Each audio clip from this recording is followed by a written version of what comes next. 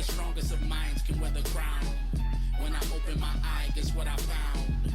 A motherfucking king mentality. A motherfucking king mentality.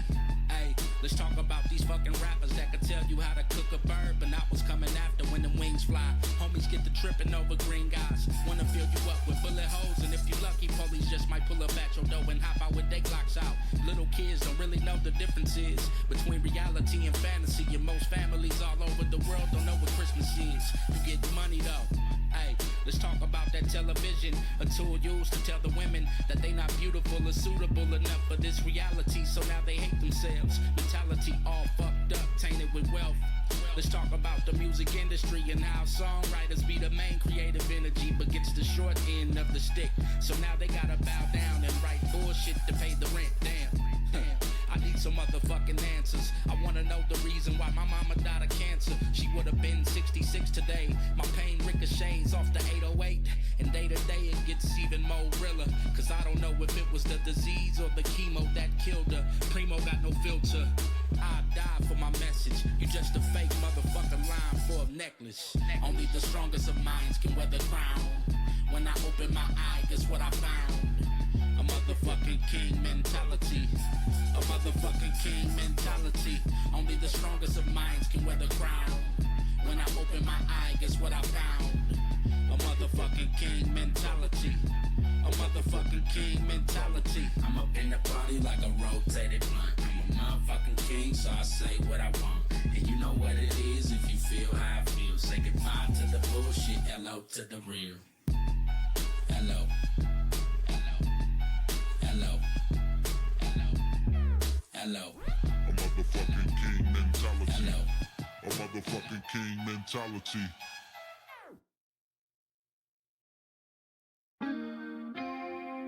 Turn me up. Okay, Can I ask y'all a question? can I get my motherfucking sing on? You feel me? Yeah, I appreciate you. I don't talk about religion. I don't care about politics. I believe in What's that? love. Say it again. I believe in love. Wake up, thank my maker. Then I brush my teeth with no fluoride and shave, but I'm still feeling clean like I was 19. Smoking with no Visine to cover up that lime green. That means I'm freer than I ever was. Making music that explains the shape of a heart. To someone who never loved is my agenda. New love or the shit. If life's a bitch, then I'm gon' spoil it.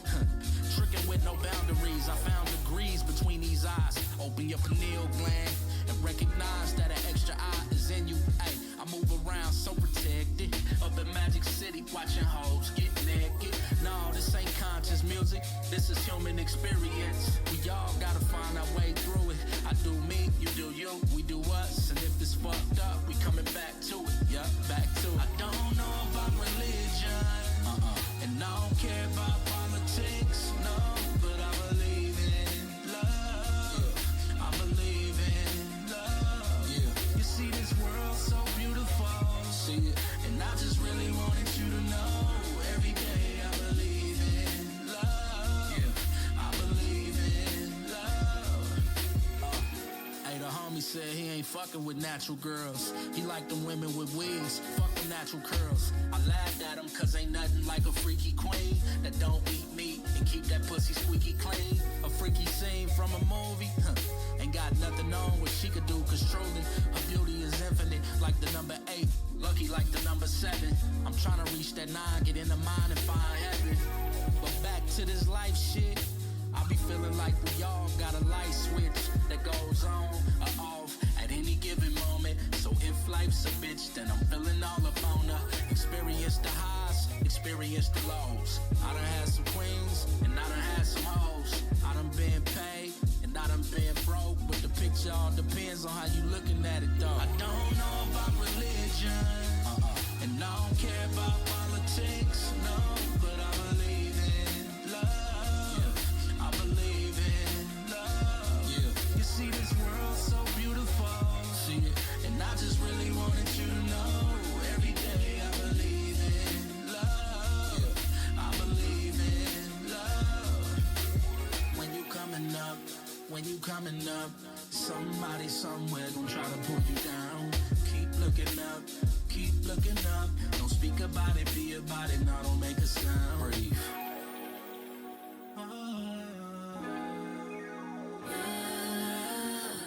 Hey, you know I ain't no singer and shit.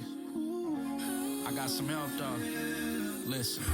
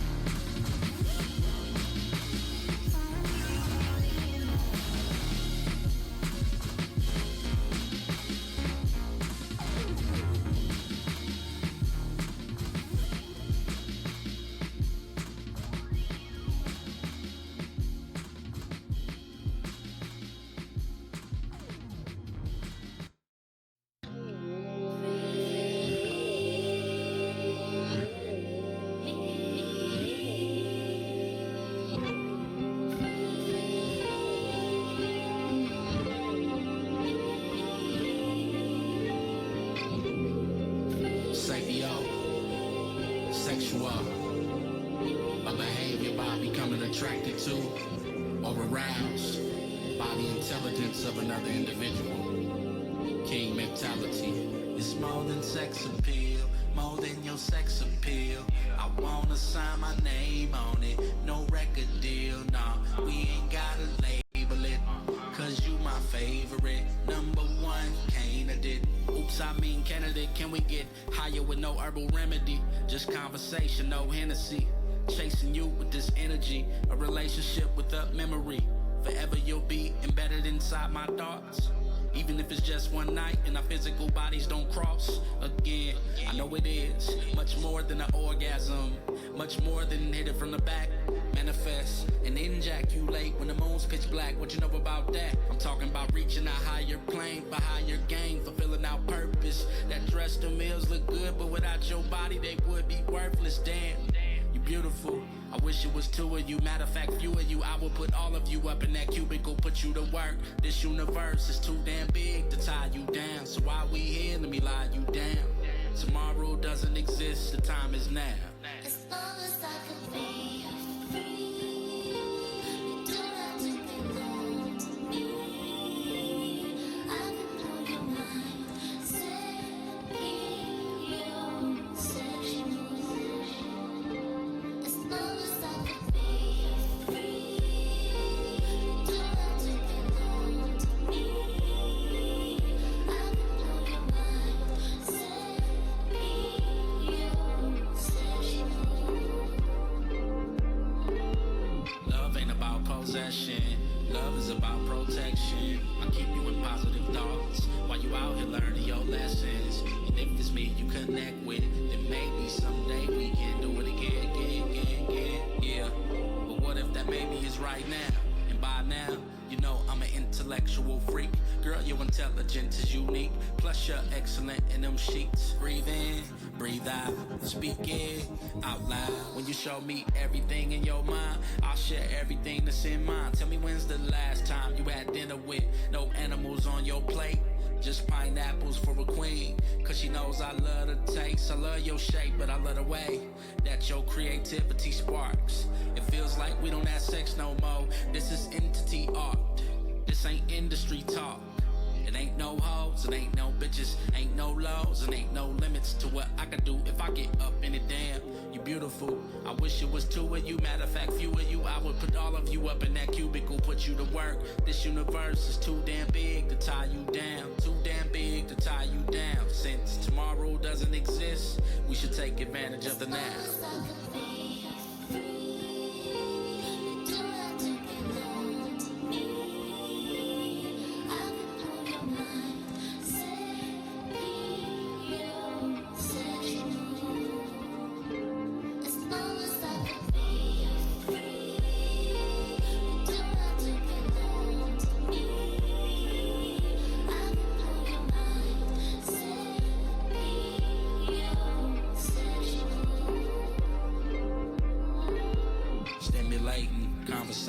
Before we make it, penetration, talk about depopulation of the nation. On location, ain't this planet, but while we're waiting, let's make the best of this situation. Music is so magical. I wrote this song and attracted you.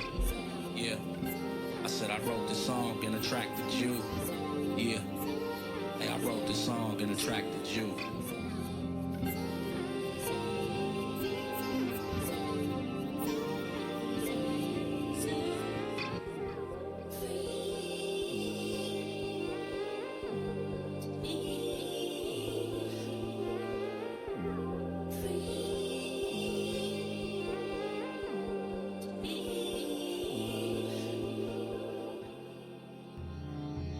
Greetings to all my relatives.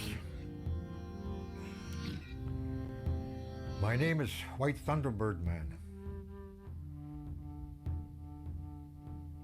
I'm of a Bear clan, and I am from the territory of the Rocky Mountains.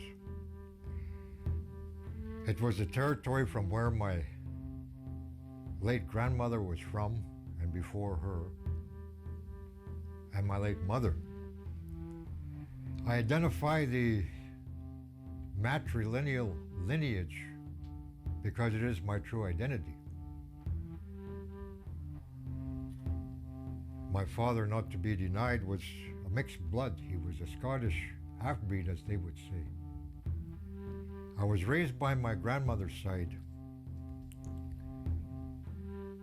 and lived with my grandmother and grandparents, both of them, for some time until I was stolen. I was stolen from my mother when she first moved into these white man towns. And it was that time that I really began to try to find out what law, whether it be religious or otherwise, they used to steal me and my brothers and sisters from my parents. So that was my first introduction to law. So we're going to begin there with an idea of who I am and the purpose of talking to you in this manner. In my lifetime, I've tried to protect the earth. I've tried my best to protect the earth and the people. Whether or not I was aware of it, and there were others like me, were aware of it or not, whether we were aware of it or not, we felt it was our responsibility. When I grew up and met others who believed as I did, a lot of us were labeled as Indian outlaws, which I feel so good to have been, because it just simply meant we were outside the white man's law, the one that was used to steal them from from their parents as well. So when I come home after many years of trying to help people regain their lands and to be able to protect them, I learned much from so many of the nations all over North America. I've been fortunate to go to Brazil and meet with tribal people there who are being exterminated as I speak.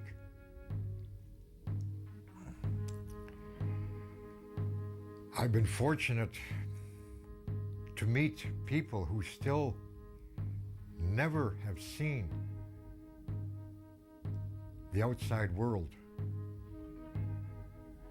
And I've communicated through them or through others who communicated my message to them, and that was to never invite civilization. I talked in this manner in Brazil, and I tried my best to give them 300 years of experience of civilization, to my knowledge at that time. In my research, that's what I summed it up to be, 300 years of experience I could explain what happened to our people. And that mostly comes from the knowledge of those who kept it sacred or secret. And in my travels, I found out it was mostly the old women who were the keepers of our true law. I was fortunate to meet in my lifetime those old-timers who must have suffered so much and have been so lonely to keep what they knew. And I'm going to share some of that with you because my hair has changed color. And if you're wondering about this, it's because it's the colors of the clan I belong to, of the Bears. And to give you an idea, after coming home for all my struggles, I come home to the eastern slopes of the Rocky Mountains. When I got home, there was no longer anyone left at the place that our old people knew all their lives, in the hills just before the mountains. So I came home again to a struggle to get the land free so that someday I could build my house and rest my head. So upon returning home, I was fortunate to meet other people who believed as I did, and as I still do, and I know they still do. So our struggle began to free the land. We went through the usual process of learning. We were arrested for hunting to feed our babies as we had them. In the place that I lived, in the mountains, with the mother of my children, there was plenty to eat in the forest, but nobody seemed to want to take a chance going out and breaking the law, the white man's law, because Indians were being convicted. Indians who had what they called today's status cards, which way back was a treaty card which gave them the right to do all the above, hunt, gather, whatever they desired upon the land. I know that. Now those are rights that were somewhat lost somehow because of a law. So I had to find a way to stop them from using that law. In my travels and in research, I've come to know legal terms or law maxims, legal maxims. One of the terms that I came across was corpus juris secundum, which means second law of the land, which would be, for example, the United States of America. So I knew at the time we're dealing with the Crown of England, which is separate from the United States of America. Here in what they call Canada, everyone was under the law of the crown. Up until 1947, everybody was referred to as a British subject, an Indian, or an inhabitant. 3 classifications according to international law. Indians at that time still lived the way we were trying to live upon being arrested. So we had to look seriously at what they were doing to destroy our way of life. To use a law to do it, this is what we had to know, that law. So we sought help from others who became allies and then became family. There is a process. And we began to have a look at this other level of law. I knew for the longest time that there was a first law of the land, but never being able to define it, but always curious. I was instructed to go to the east, where I would find what it is that I needed to know to free the land. For a good 20-some years, the quest was very, very hard. And I knew what I asked for along the way from old timers, old men and old women. And I know they helped me to get there. So the quest wasn't any easier, but I knew I would make it. And I knew when I went east that this was the time. And upon arriving there, we went to meet with late Meredith Quinn. At that time, he was alive and well in 1994. I knew nothing of Meredith by his name, but I later realized after speaking with him that I was aware of some of his accomplishments and was always curious. For example, how he arrested a judge, and he never was a lawyer. He was a legal Indian. So this is where it began. The term law and how we use it. He began to introduce us to a concept in law which he found in his travels in what he called the world of the white man, when he was on his quest, sent out by his grandmother. And he explains it this way. The law of the white man. He said, it is a science that supersedes the truth, that is perpetuated by suspicion, that makes it impossible for 2 honest people to sit down in a court of law and settle their differences, because one has got to be guilty.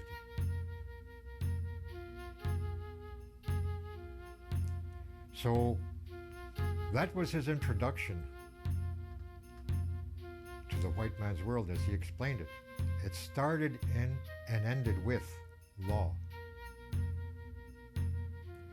So he began to explain to us the difference between the law of the person and the law of the Indian. When I say Indian, a lot of people today get very disturbed, and it is not to offend you, because the term is so accurate in describing our ancestors and also who we are today. Now, to go back to the law of the person. The law of the person derives from the right of discovery, which derives from the law of the primitive. The law of the Indian comes from, and many anthropologists know what I'm saying here now, and so does the ruling class elite of this world know what I'm saying now. The law of the Indian comes from the Great Mystery. In references to the law of the past, it was referred to as the ancient law of those who were tribal or of the tribe. That's the law where you get the law of the Indian as well as other tribals who may still be in this world, whether it be Africa or wherever, whatever continent. Now, there is a term used besides Indian, which goes farther back. Now, the term, although it be in English, can best be explained by going back to the past. The Indian, way back, was, as far as even anthropologists have tracked, the Indian goes back several ice ages. They don't know how many. For example, our tribal sciences, after you study them, under a tribal scholar will explain that. Ours goes back 5 ice ages. Now, so the law of the Indian goes back to the ancients, the tribals, through time. Now it is recorded in various books throughout time where our law came from. Because part of our law, as I've come to know it, is that we were to keep record, and it was the responsibility of those who ruled us in the tribal government, and that was the women. So through time, the first record of our people as ancients, there is a book sitting in the British Museum of Archaeology Finds, London, England. And I believe it's 4 leather parchments. It's written in the language of the Indian here, the written language, and it's also written in Hebrew. Now, it is 2,000 years older than what is referred to as the Septuagint, which is supposed to be the oldest Bible in the world. Well, this one is 2,000 years older. And the term it uses is quite interesting because it also comes from Hebrew. The term used to describe the Creator in the old book is understood to be interpreted to mean that Creator is feminine.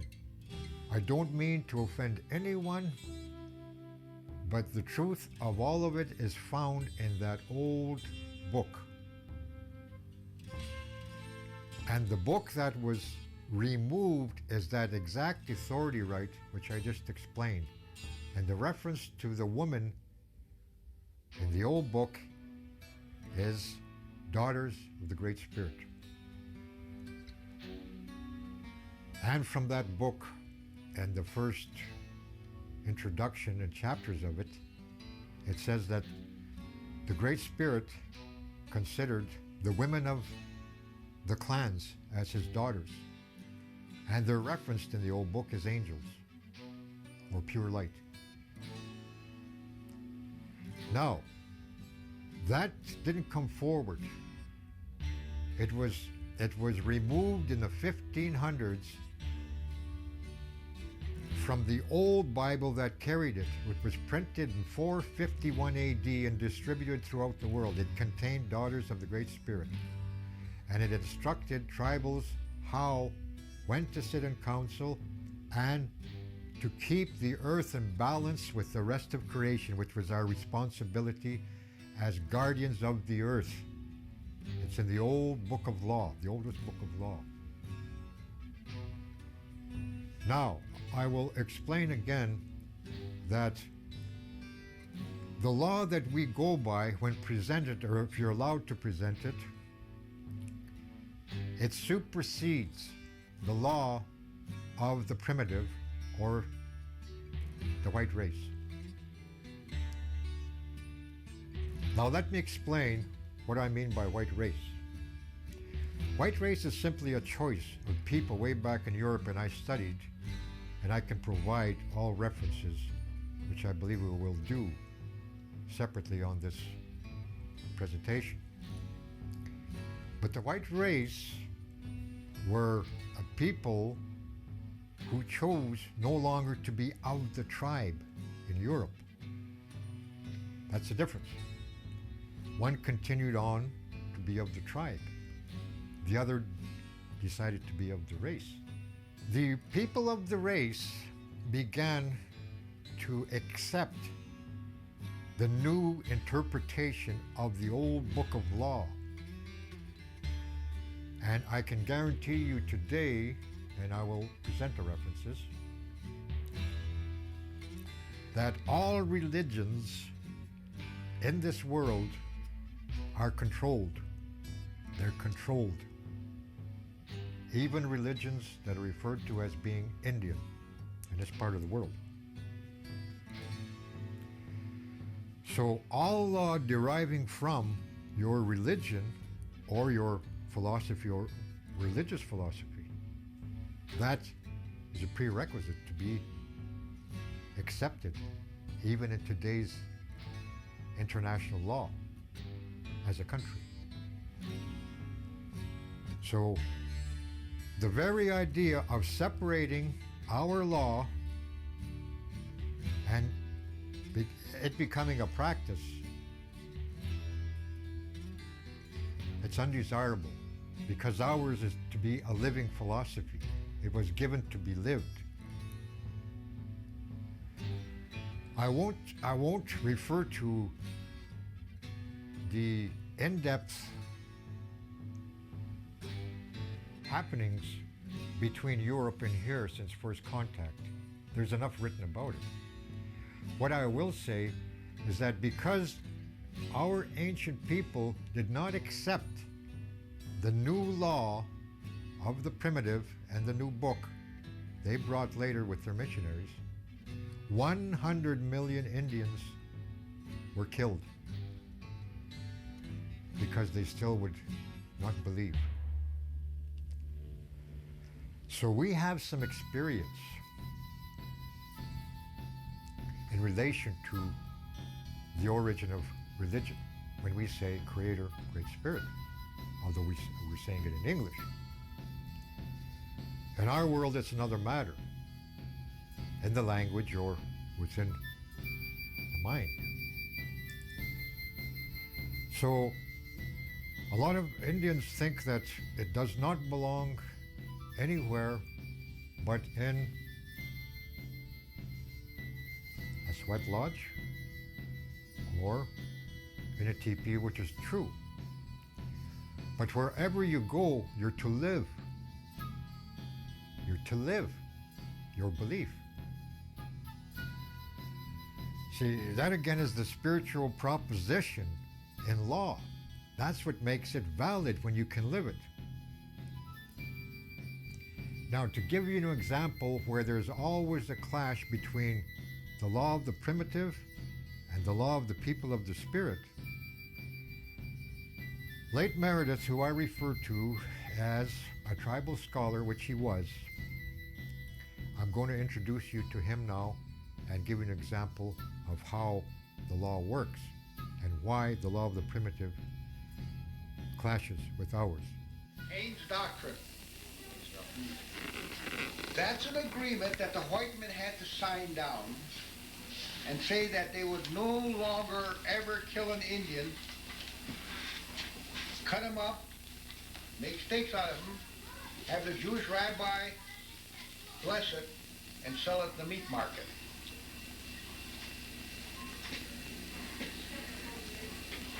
Now you know why the pain doctor came about? See, scalping came from Europe.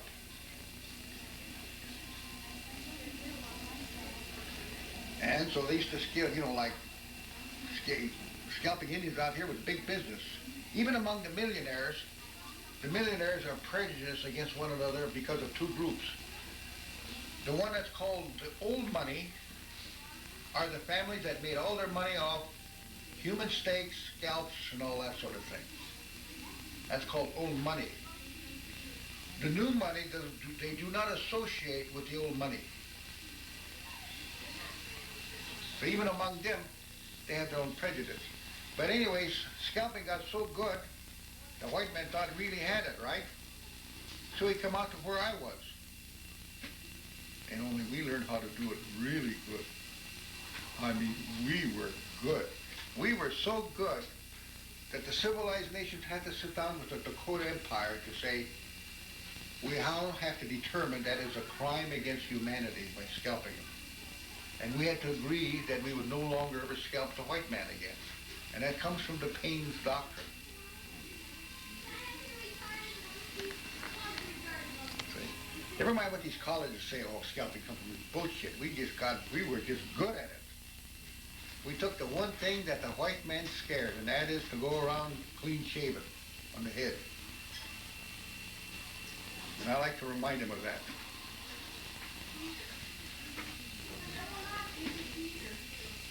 Okay, so cannibalism.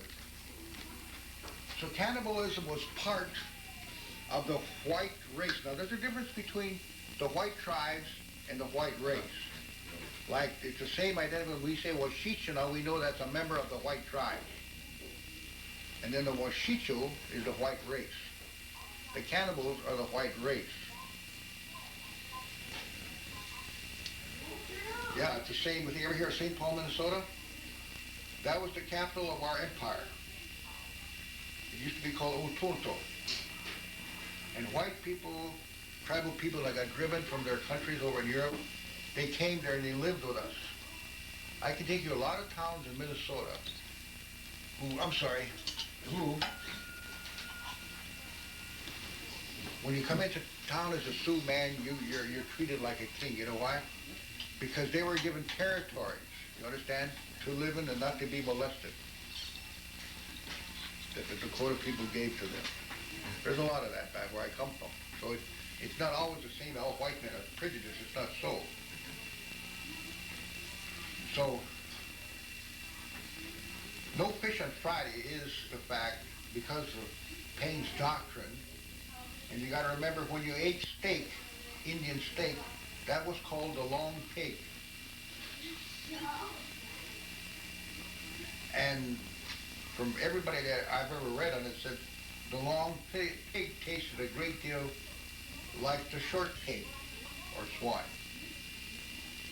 So the church doctrine of not eating any meat on Friday, it was put in there to make sure that the people through generations would stop eating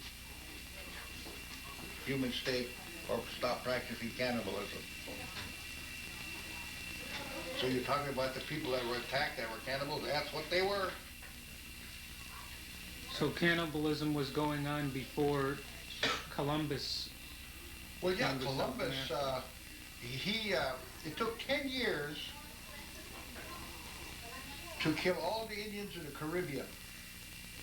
Because they say that's when cannibalism first. No, that's when it started. That's all. It took 10 years to kill every Indian in the Caribbean. Did you know there are no Indians in the Caribbean? It took 10 years because it was used as a food supply going back and forth across the Atlantic. And that's recorded documentation on this man. After meeting with Meredith, the late Meredith Quinn, he taught us that the old religion, when lived, can only be identified to the white man really by explaining the law that was used to outlaw that religion, which was done.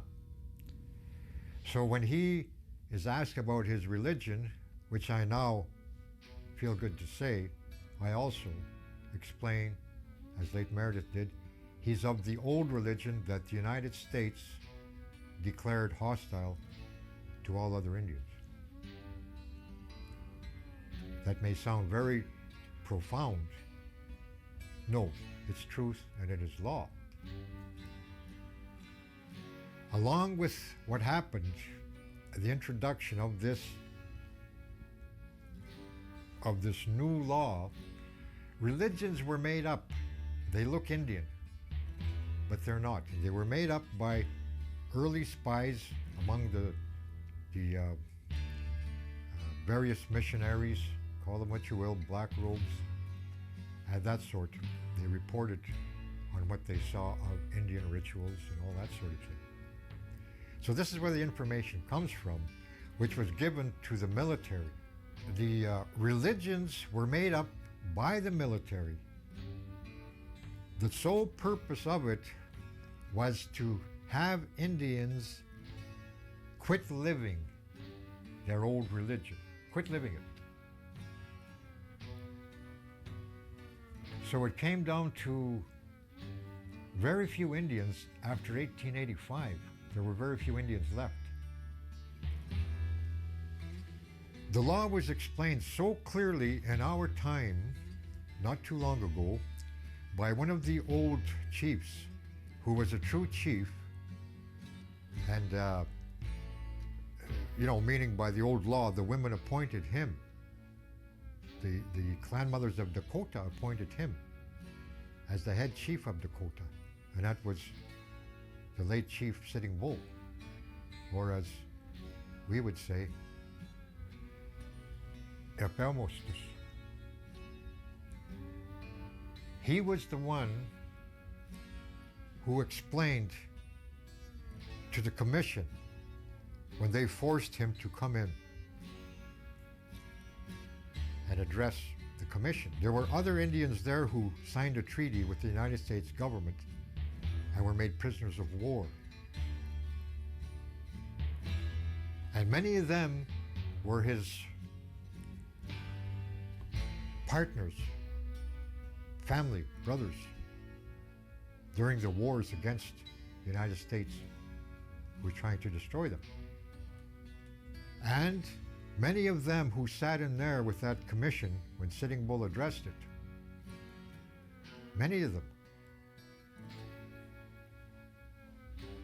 signed that treaty, yet it was the United States that was to sign a treaty dictated by Dakota, which they refused when they were defeated by Dakota on 3 occasions. So the United States still owes that treaty. Now, in all of this, Sitting Bull explained in a few words when the commission said and referred to Indians. And they tried to explain he's no different than any other Indians at that agency, which was not true. He never signed treaty, he never surrendered anything. So his statement was very profound. He said, and interpreted, of course, he spoke only pure Dakota. He didn't speak Sioux, he spoke Dakota. He said, and responded, Indians? What Indians? I'm the last. So even today, people are probably astounded and thinking it's so profound a thing to say. Perhaps so. But having a look at what Dakota did to defend all territories, it cost them dearly through time, as it did many of the tribes, to try and protect the people by our law. Now, so sitting with late Meredith was such an honor, it's beyond even mentioning honor, because he wasn't in it to be slapped on the back or to be given a prize. He did it because it was his responsibility to try and free the people. When I met with him And we communicated. I knew right away that this is exactly what I asked the old people who used to put me out and suffer me harshly. When I asked them for a way to free the people, find a way. I knew that was it, sitting with him. He also instructed that there is a law that is used to keep the Indian today in their place on the reserves. Now, he points no finger, but he explains it, that the existing system on a reservation today is nothing more than an autonomy type government. Autonomous comes from Greek autonomos, meaning self-rule or self-law, but you're under the supreme sovereign of another country. It also comes down to being a charter, so it's a charter type government, and its only function is to serve the government in this country, Canada, and in the South, United States, and is designed to eventually destroy the Indian and break down the law of their treaty. That was the purpose of it. There is a case in the state of Washington that was blacked out by a court order from the state governor, but of course Indians talk about it as I'm talking to you about it. It came to light for me later on in my years in the movement on the West Coast. Have you ever been in an incident where you could arrest a judge? As much as subpoena the judge, but I arrested a judge. I arrested a judge off his bench. Have you ever heard of the Tacoma, Washington, what they call the 57, Tacoma 57? There were 57 Indians that were fishing salmon in the Pasquale, what is it, the river in Tacoma? yellow. Huh? Yellow. Okay. And they arrested him. Charged him with all kinds of crimes. These guys were going to be gone 15, 20 years. I remember that was Hank Adams. That's right. So they called me up to do it, you know, and so I said, well, shit. You know what I mean? These guys got autonomy governments. They give allegiance to these state governments that they call Indian governments. Shit, I'm whipped. And you got to remember, I seen some of the films on it. It looked like a war zone. Have you ever seen some of those films? Jesus. So the only thing I looked at, I did a title search on the city of Tacoma. So I went and did a title search on the city of Tacoma, and I found that the deed for Tacoma was not a legal document. It had not been signed over by any group of Indians. It had never been terminated by an act of Congress. So I went to the court and I told them that, and I showed them the documentation. And I said, I arrest you for terrorizing, oppressing Indians. And he came right up to me too. He stepped down off the bench. Yeah, he knew. The white man knows his law. Don't kid yourself. He knows it backwards and forwards, in and out. Don't ever underestimate him. Did you prosecute him after the arrest? Huh? Did you prosecute him after the arrest? No, they were gone. They went free. Just went out the door. And they could fish from this river right running through Tacoma. So I just explained to you the source of their law.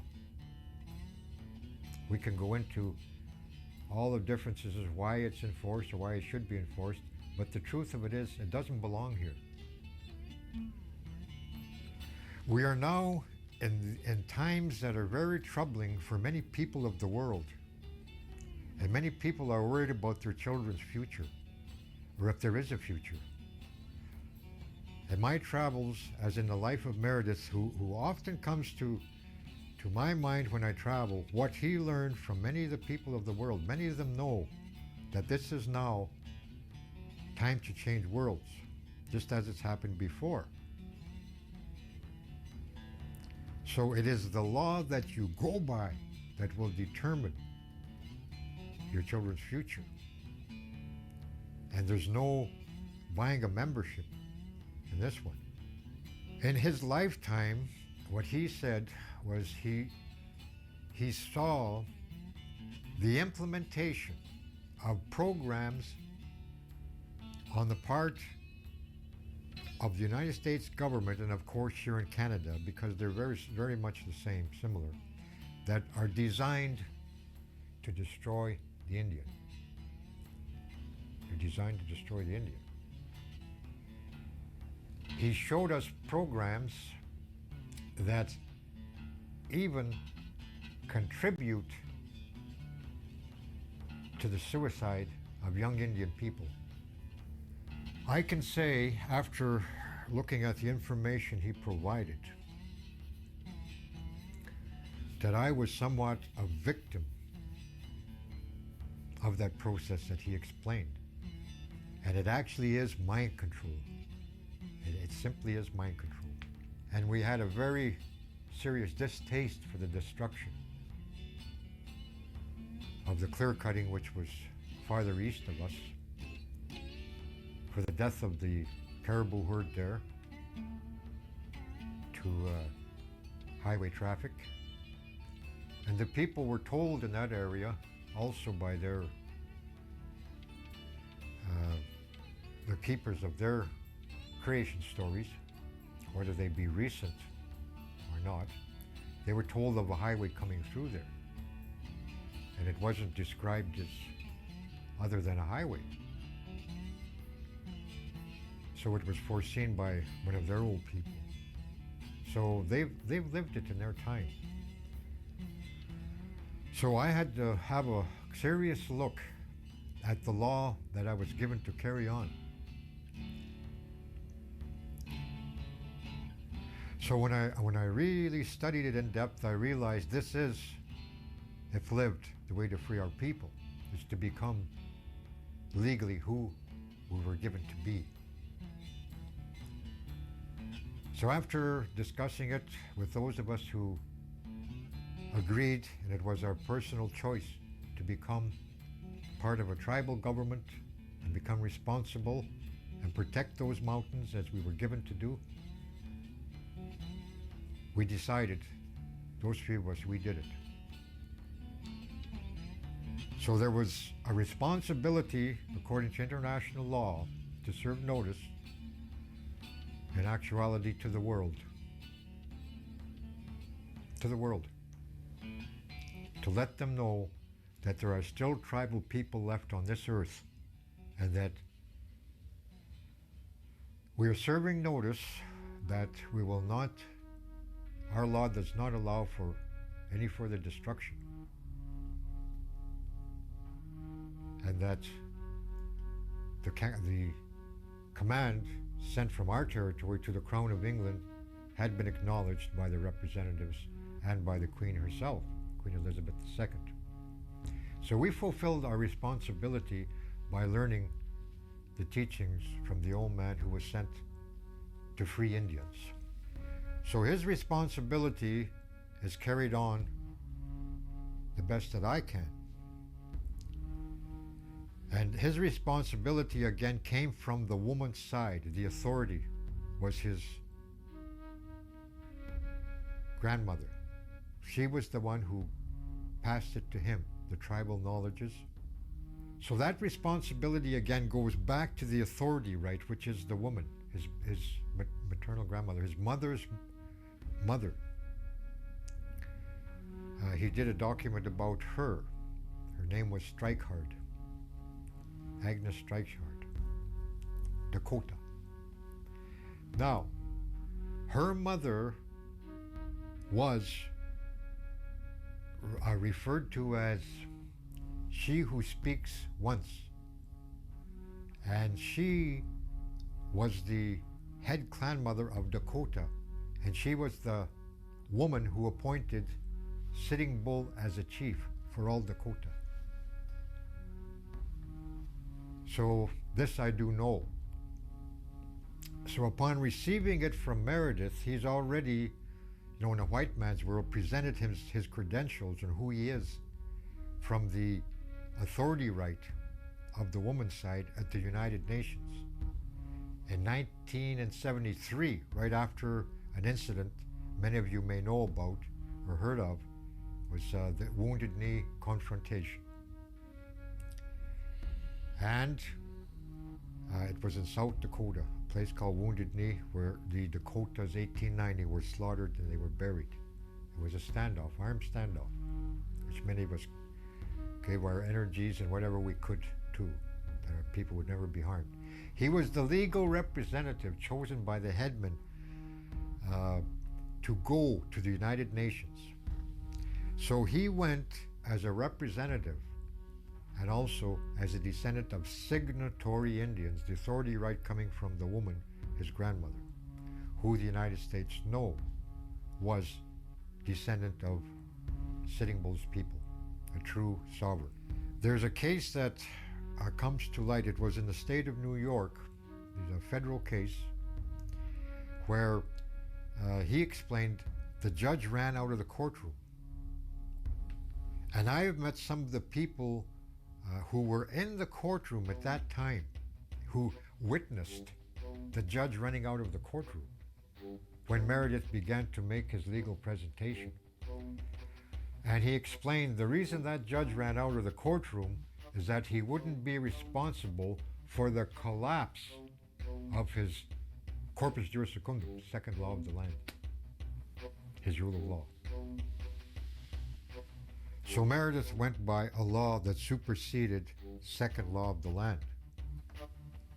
Now, let's go back to that. He simply said to us, the reason you're still all right out there, where they don't disturb you too much in the mountains, he said, is because Dakota defeated the United States in that area. I know what he meant, because Dakota was part of the families, were in a sense one of the head families of all the tribes. We were related through clanship all the way across this country. We were related through clanship. Now I'll stop here and I'll have to say that's the purpose of those who came with the right of discovery. They came to destroy us. And that's where this court system comes from today, that Meredith was continuously putting an end to. Now, so when we look at law, for me, it is so simple. I can think of how that was applied in 1800s, 1850, 1400s, earlier, and today. For the future of Indian people in this world today, being this 2007 Gregorian years, it is a time for Indians to wake up and become Indians. So let's look at that term and relate it to law, which we learned also from late Meredith, or I prefer now to refer to him as the Musa, was his given Indian name, named by his grandmother. So when we look at the law today, and we look at the law that governs Indians, you can pretty well tell the effect it has had on pretty well everyone. Now today, there are court cases that will never be addressed. They'll be put off until what is introduced is a system that supersedes the Indian. So I'm saying here and now, Indians should wake up, because there's going to be military courts. It's already introduced in the United States, military courts. I've met people who ran through those courts where you have no say. Now, when you become a legal Indian, there's a possibility of stopping it for the good of the rest of the world, if the rest of the world will listen and acknowledge who we are as tribal people. The law that we go back to when we become Indian comes from, again, the teachings from late Meredith or the Musa, los sin Dios, which means those without God. So remember the law that you go by, and when you say that you're native, then you're no longer Indian, because Indian comes from los sin Dios. It was a death sentence, and it was also sanctioned by the Vatican, and the terms used were spelled out in the various papal bulls issued by the Vatican. So, los sin Dios was the reference to our people. Some of the professors I've met in my time said in Indian studies presentations that los indios means una ente los indios is what Columbus said, the gentle people in with God. No, I thought, no, that's a death sentence. It's a death sentence. So the papal bulls issued by the Vatican said that the people here, our ancestors, los indios, those without God, can be killed. And I want you to know that law has never been removed. It's been stopped. It's been stopped by Dakota. It's been stopped by other nations, Indian nations. They had to defeat it. And at times, including physically, they had to defeat it. So that's where the term comes from. So those without God. Now, the reason being that many did not accept God. They went by Creator, Great Spirit. And it's in the oldest book in the Bible. It's Creator, Great Spirit. It's what it is. It was in the version 451 AD, that version, a copy of the old Bible, which contained daughters of the Great Spirit. The Creator, Great Spirit was acknowledged. Now, where the changeover happened and where the law of the primitive, or those who used religion in a false way to control people, it began with one who's known throughout time as Osiris. And the religion is known today as Isis, ISIS, who was a goddess on this earth, was considered to be a goddess. Her husband and brother, Osiris, was considered to be a god. And he commanded the changeover and introduced the new Lord God. And it was forbidden to ever associate with the people of time, or the serpent people, who were referred to all over the world as the ancients, who still went by Creator, Great Spirit. So that's where Lord God came from. Now, Ezra, who's responsible for writing the Septuagint, which sits in the British Museum of Archaeology Finds, London, England, right next to the old Indian Bible I told you of earlier. Now, Ezra wrote that version, and he changed already from the old command of Osiris, he changed Creator, Great Spirit to Jehovah. I believe Jehovah is the reference, and later on Jehovah. So there it is. So that's the beginning of some of these religions, which today I believe there's 5,000 religions claiming to have the true God. So when we look at the law, and when Meredith explains to a lot of the authorities who ask him about his religion, when he says, I'm from the old one that they declared hostile, The reason it was declared hostile is because if you look, and I'll give some references, the old law said that you were subject to the clan mothers of the territories upon this earth, or the angels. And it was only the women who had the power, and still do, to peace or making war or punishing any member of the tribe. So it also makes reference to the use of the forces of nature in the old book with the reference Creator Great Spirit. The new one that was introduced, where they leave out the daughters and put in the new Lord God or Jehovah, that's the beginning of the use of implements of war and destruction, police action, and mind control, which is not legal. Now, we're going to move up a little bit to some of the teachings, and I will also show you some of the documentation.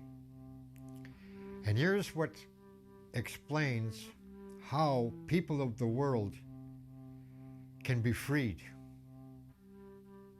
But it takes your lifetime, as we mentioned earlier.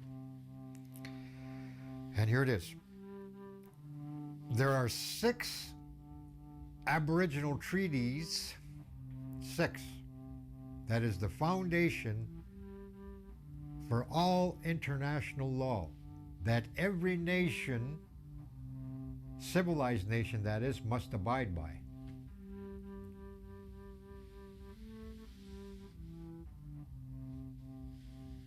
Those treaties are wampum belts, peace pipe treaties, canes of authority. Now we're talking before Columbus and also after.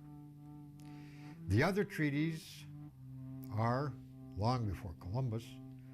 They're the Seal of Solomon Treaty, which covered all blacks, Arabs, and Israelites. Asia and Minor Asia were under the Palladium of Troy Treaty. All Saxon, Anglia, Mercia, Northumbrian groups were members of the Cleopatra tribes, or the white tribes of Europe, and were under Noah's Ark Treaty. So Noah's Ark is not a boat per se, it is a treaty, which Noah is forced to sign, and I have the date. So these 6 Aboriginal treaties that are the foundation for all international law, from them come the law of nations, which has clan mothers who hold territorial right all over this earth, even today. So when we look at those 6 Aboriginal treaties, that is really the law that kept the world free. Very simple. Peace. Now, when the women were in power, then the government, as it's called today, was the law of the land. Could not be superseded, wherever that woman held territorial right. It is still the same today. Now, so the civilized nations, the civilized nations of the world are subject to this law, because the foundation comes from tribal people, comes from the first law of the land. Now, I must say again and emphasize again, The elite of this world understand this because they have to, because they don't ever dare violate this law. Because if it happens, their law all around the world will crumble. And that's exactly what the late Meredith set out to do, was crumble it. And that's why the judges ran out of the courtroom, because they were superseded not only with knowledge of law, but they were superseded by law itself. Now, it's quite simple. One rule of law supersedes another. Now, a lot of people are probably thinking, well, it's the biggest gun in town that has the power, that decides people's futures. I'm sorry, that's not true. You may have the biggest guns, you may have the most guns, but you still have to use a law in order to shoot those guns at people. So if we look at what is happening in the world today, there's a conflict in the Middle East, and everybody knows it's over oil. So what would protect those people? If they brought back territorial clan mothers, because the civilized nations are sworn by law to do everything humanly possible to protect tribal custom and usage. The law of the tribes. So having said that, it has been done. You won't hear about it on the 6 o'clock, but it will be done. They follow the law to the letter. But there is a difference here, now in this country, North America. There is a difference in relation to the law that we once lived by and the one that is ruling our very lives this day. The old man explained law and jurisdiction quite simply at times. He said it's quite simple. Today it's the Indian that does in the Indian. Because those who signed the treaty with the United States and or Canada, it's considered a surrender, where they applied another law called alienation, severalty, and guardianship. They're the three requirements that all these civilized nations are bound by from the Hague Accord 1873, I believe, to the Geneva Convention 1948-49 implemented. War crimes. So all these civilized nations are bound. So tribal custom and usage, which is the supreme law of the land, is now reduced because of signing a treaty dictated by those who are of the law of the right of discovery and became second law of the land. Now, how did the United States become a legal country? That's pretty interesting. From what the old man uncovered, and some of us had some knowledge of it at the time we discussed it, but he put it exactly by law how it happened. See, when the United States people were they were not even known as the United States yet. They were simply members of a penal colony. They were like prisoners. And when this alleged war took place between the 13 colonies, it was Abraham Lincoln, who was actually a renegade, leading the North to defeat the South. Now, the South was the legal government simply because they had more money and they were financed from outside. So they were on Indian land, but they were there without holding any title. They were never allowed to hold title. That was the agreement between the Iroquois Confederacy and all these colonies, because they came here because of religious persecution. They were being killed as tribals over there. That's why they came here to begin with. So they're given refuge because of presenting the sacred signs that you need to present to show that you're tribal.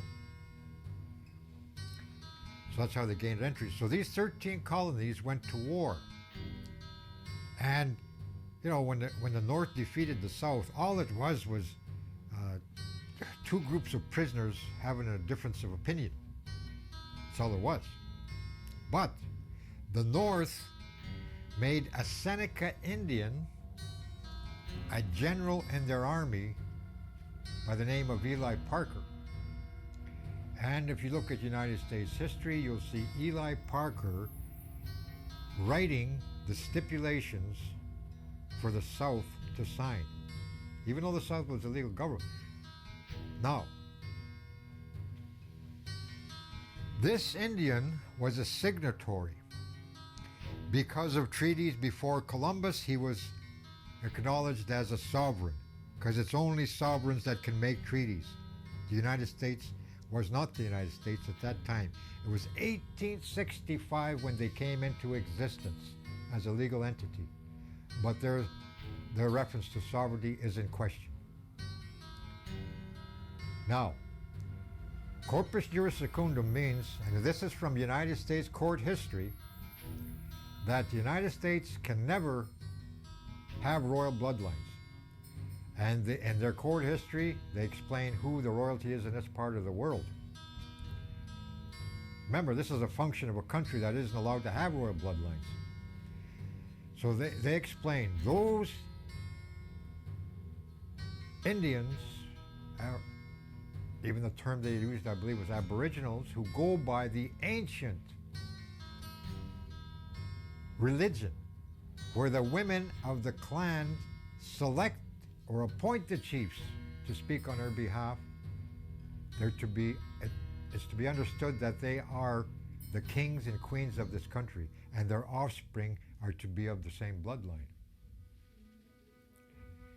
Now, I brought that up to make you people realize it's because of the clan system, your bloodline was important, and it was always the mother's side, because she was part of the original law, daughters of the Great Spirit, as all women were on this earth. So when we look at it today in relation to like what we did in the mountains, was to serve notice to the Crown of England to show that the authority right is back. So even though they assumed jurisdiction there, they still had to have a clan mother over that territory, a white clan mother. So whoever she was, it's not important to us. The point is, we commanded the Queen and told her to let whoever owns title there, let them know, no longer. The women there hold title. So when the old man said law is simple, I seem to understand what he meant. There's maybe a lot involved, but it's quite simple. But simple things are hard. He says law is simple, but you guys take it somewhere it doesn't belong. And I realize what he meant. So the purpose for Indian people today should be not focusing on the concepts of this alien world in relation to secularization in thought, like the environment being separate from. No. We've got to bring back the tribal system, and it is in actuality a way of thinking, a way of being. You know, a lot of the genetics of Indian people are astounding. And what I know from tribal law, and if you follow the genetics, you can find children today that I wouldn't say that are super smart. They're spiritually attuned, and they are very intelligent children. Not all, because some of them are still governed by that mind control from the time you put them in schools, indoctrination mills, where that mind control works on some, others it doesn't. So when you take children and put them back in a place like we did with our children, where they never went to school. We served notice to the governments, both Alberta and the federal government of Canada. No jurisdiction, and here's why: because of the command to the Queen, the tribal government we put together, and the women ordering the territory to be free. Education, we identified, was dangerous for our children. So they were kept out. Province didn't bother because served notice to the Ralph Klein government. So they never bothered us. Now that is fine for the environment, if you will, or the territory we live in. We want to keep it that way. So the children must learn, firstly, about the rivers, about the animals, about all of it. So that was their first education. Their mother and I decided, and the other families decided, that came with us, that we were going to reintroduce, which has been done. Now, the concept of education, now here is one again that was very, very powerful, is the Indian education system. It was so powerful, again, back to law, those who were of the false law, right of discovery, through time, they put in place a law that outlawed the Indian educational system, because it was proven the Indian was above average intelligence of the white man after he learned English. So you can imagine, the Indian in his own world was super intelligent from childhood. So the tribal sciences that we talk about can be reintroduced, and it comes from the natural order. So when I look at the references and I look at the past of our ancestors, those who struggled, gave their lives to protect this law, that the generations through time would hopefully reinstate it to the world, I believe that time will happen, where the children today are held in trust by the state. Anywhere in this world, the children must be freed. Because by the old law, some Indians talk about 7 generations. Well, this law and the tribal sciences, the knowledge of it, is to be passed on to the unborn, because it belongs to the unborn. So that's what perpetuated our concept of life or time. So for this time, we will introduce some documents, but that will suffice.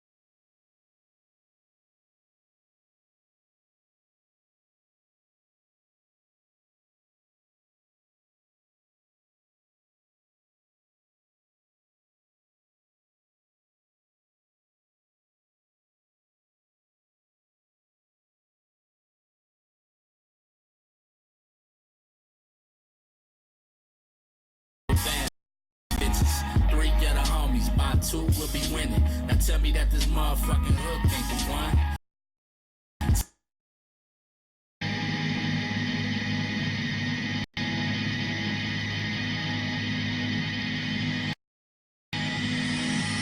Got 5 bottles and 4 bad bitches. 3 of the homies, by 2 we'll be winning. Now tell me that this motherfucking hook ain't the one. Tell me that this motherfucking hook ain't the one. Got 5 bottles and 4 bad bitches. 3 of the homies, by 2 we'll be winning. Now tell me that this motherfucking hook ain't the one. Now I got your attention? Okay, listen. Ethiopian calendars. Was it 2006 or 2013? That propaganda from the cameras got your nerves mean. Why my generation don't know the first thing about survival? They took away the crowns, gave us Bibles, races and religion to divide you. Born in 84, but still talking to the 85. The mother 15 percentages is limitless. Modern day hieroglyphics. I write my lyrics picturing projectile pyramids over me, protecting me from bad seeds. I never knew exactly what I really wanted. I just knew I had needs. But currency could push a good nigga past greed to the point of magazines. And not the kind you read, but the ones you put in pistols. Be careful what you wish for. Universe will fuck around and manifest. Gave you all the money that you wanted, now your man's a threat. Even your girl wanna know why you ain't caught that cancer yet, or some other bad diseases. I stopped fucking with Pepsi. I don't want to taste the unborn fetuses inside my beverage. Listen and find the message. I saw my first dead body when I was like 11. I turned to channel 7 to see the news coverage, but since it ain't the suburb, the TV said nothing. But I got 5 bottles and 4 bad bitches. 3 of the homies, by 2 we'll be winning. Now tell me that this motherfucking hook ain't the one. Tell me that this motherfucking hook ain't the one. Got 5 bottles and 4 bad bitches. 3 of the homies, by 2 we'll be winning. Now tell me that this motherfucking hook ain't the one. I still got your attention? Okay, listen. Last year I had a near-death experience. Now I really got no fear left. Caught between dimensions, feeling like the worst dream, until I finally woke up in room 13. Yeah. And now I can understand my energy, overstand my enemy, and know they plans to censor me just backfired. Music ain't the only gift, I could use it in my spare time. No flat tires, already rolling like raw cones. My raw zone is strong enough to mentally combust all clones that hear these lyrics. I stop eating meat, stop eating dairy, cause it's scary mixing spirits. Organisms modified genetically, flip it backwards, abbreviated. This is your spelling bee test, and what they telling me next, my noggins better get right or get left, cause your breath is so precious. Walks is my breakfast, no fucking with bacon. The world could be dangerous, nothing is basic, nah. There's no coincidences, only realizations. But you can miss the information, get distracted, extracted and repackaged. Stuck in 3D with lost souls, wreak havoc. And I ain't mean to lead you on. I had to put the bottles in the bitches in the hook so you can see this song. Cause I got 5 bottles and 4 bad bitches. 3 of the homies, by 2 we'll be winning. Now tell me that this motherfucking hook ain't the one. Tell me that this motherfucking hook ain't the one. Got 5 bottles and 4 bad bitches. 3 of the homies, by 2 we'll be winning. Now tell me that this motherfucking hook ain't the one.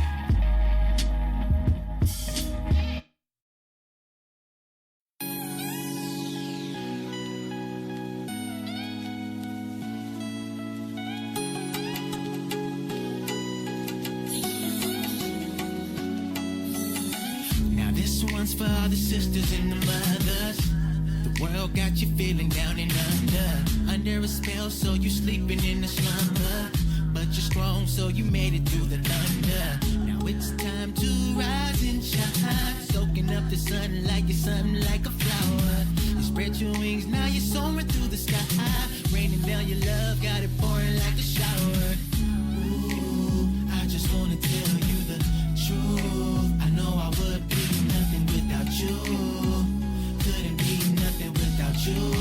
That's the truth. So I sure love it when I see you rising up. The world needs to see you rising up. Don't give up, cause we see you rising up. The world's changing cause we see you rising up. Love to them queens in this world dropping knowledge, setting goals for the future and graduating from college. Much love and respect, try your best to neglect these men at your neck that's obsessed with your flesh. I ain't worried about sex, though your aura's divine. I don't want what's under your dress. dress. I wanna hear what's on your mind. I thank the heavens for this ebony who smiles so heavenly.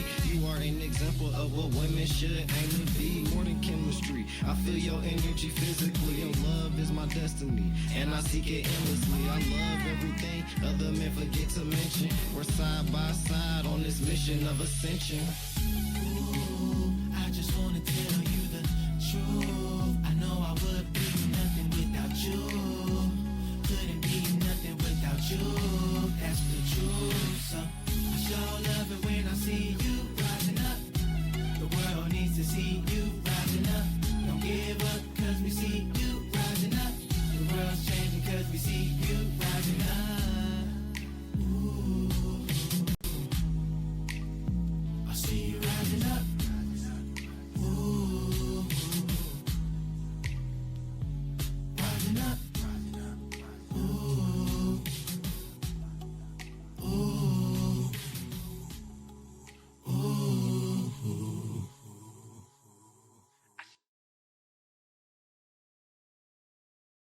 Totally fucking confused by all the talk going on in the black community about you're African, no you're Asian, no you're the real Indians, no you're this now. Fuck it, we came from everywhere. People like I don't know what to think anymore. Turtle Gang, just tell the people, clear up some confusion for them, because I know you're real adamant about that. Okay, first of all, I'd like to say Welagunta Walking. Peace, my nisi, to all my indigenous relatives on Turtle Island. Basically, when you deal with indigenous culture, everybody on this planet is a descendant of a tribe. Whether you know it or not, you descend from a tribe. Now, all these tribes have their history. A lot of us have been written out of history, and it's called paper genocide. Laws were passed starting in 1700s, 1800s, but the final law that was passed was called the Racial Integrity Act, which was passed in 1924. This act changed people it took your nationality away from you and reduced you to a racial category. So that would be Negro, colored, things of that nature. So a lot of us, when you look back on your the census reports, you're gonna find that a lot of your ancestors were documented as being colored. Now, when you understand that the original term for colored represented anyone who was indigenous and what they would say Native American and black, right? But the point is, black is not a nationality. So when they deal with when they say black, they hide in a nationality. Now, a lot of people don't understand, or they don't realize that the actual slave trade started in the Americas and took people to Europe, right? So a lot of what we call slaves, or people who came here during the first arrival of slaves to the Americas, a lot of these people were indigenous people who were initially taken from here and brought back, right? My family happened to be one of those. We have our history, we have our records, we have everything. European, in order to like the first colony established in New Jersey is called Middletown. Middletown sits on the Navesink River.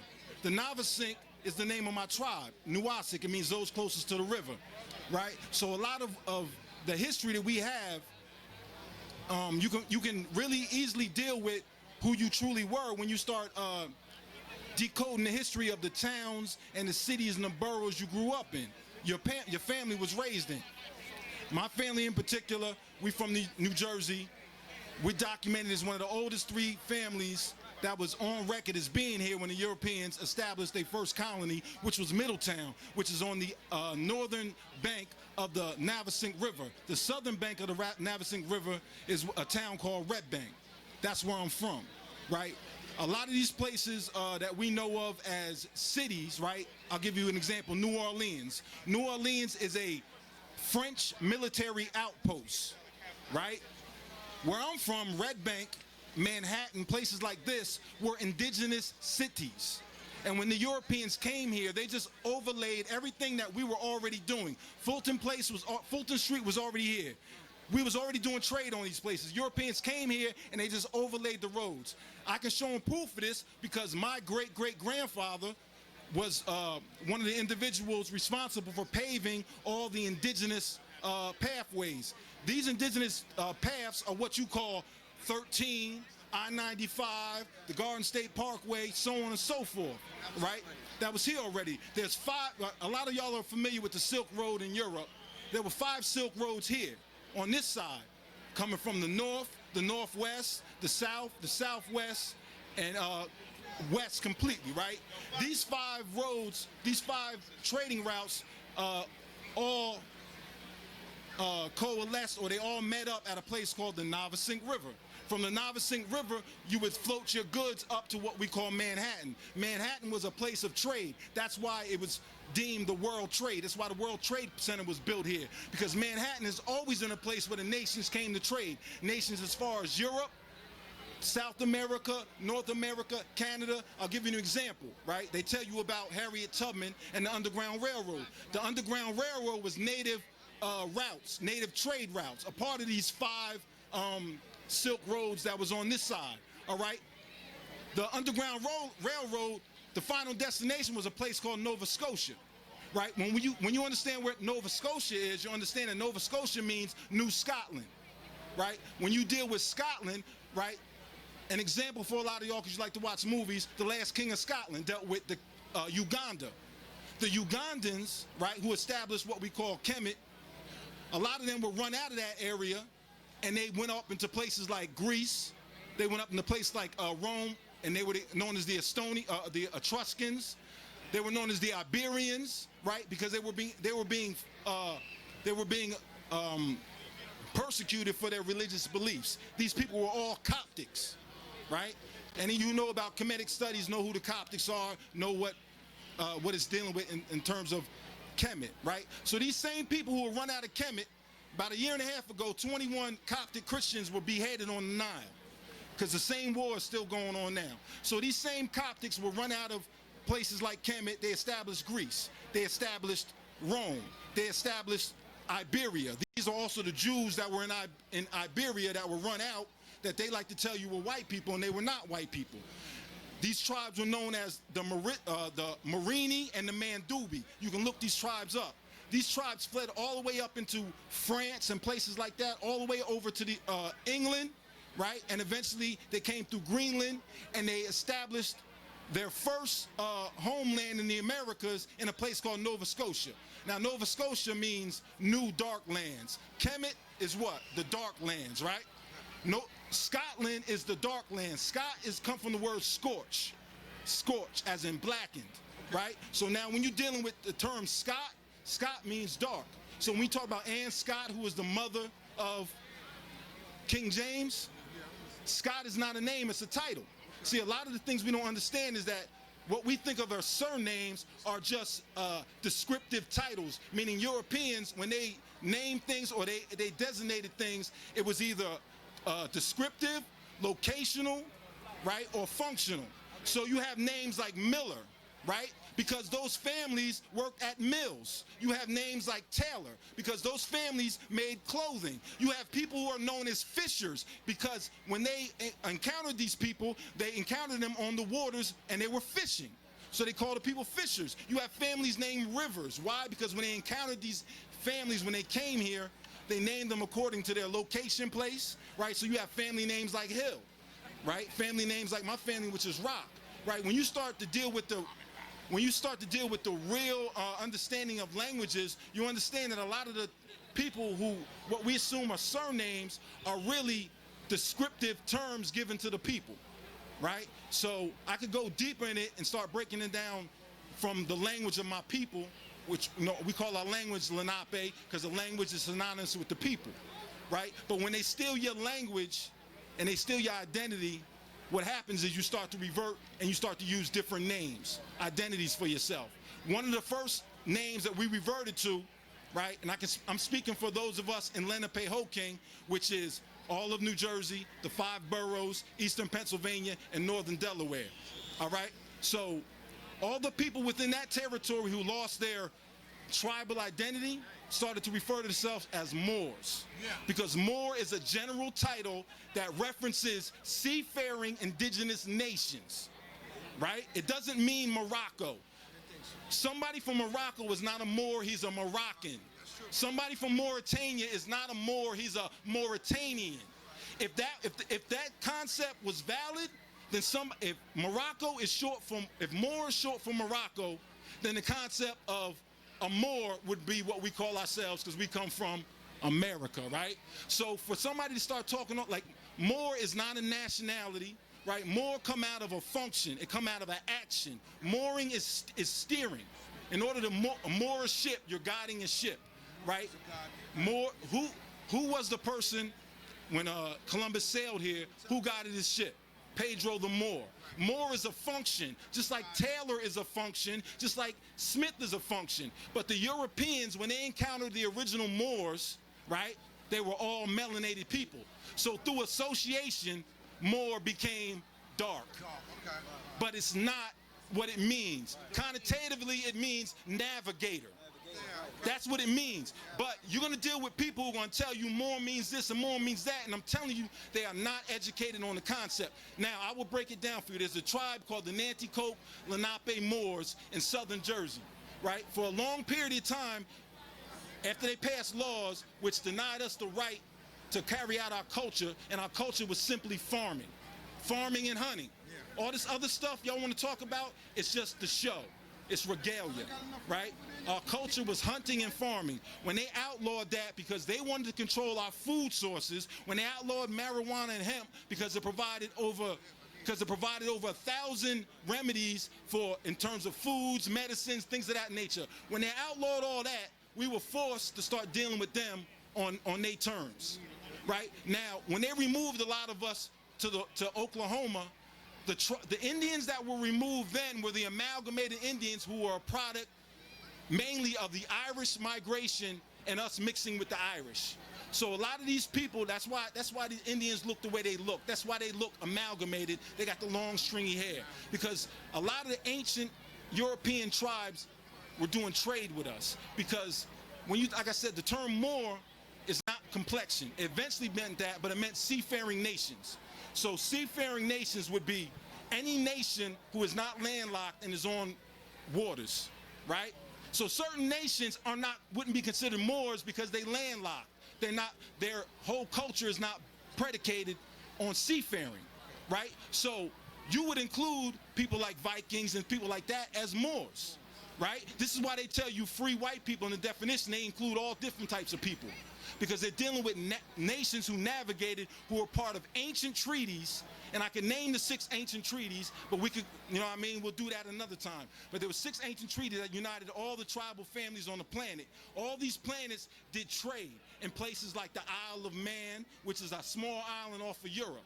You know what I mean? Off of England, pardon me. So we're dealing with ancient indigenous cultures that migrated via navigation of boats and ships. Now, we didn't need giant boats because if you're familiar with the Filipino islands, you know you can island hop in canoes. You can get from Africa to the furthest island in the Filipinos because they're so close, you can island hop. Well, you can island hop from Europe to the Americas via Greenland and the islands that are in between that the map don't show you.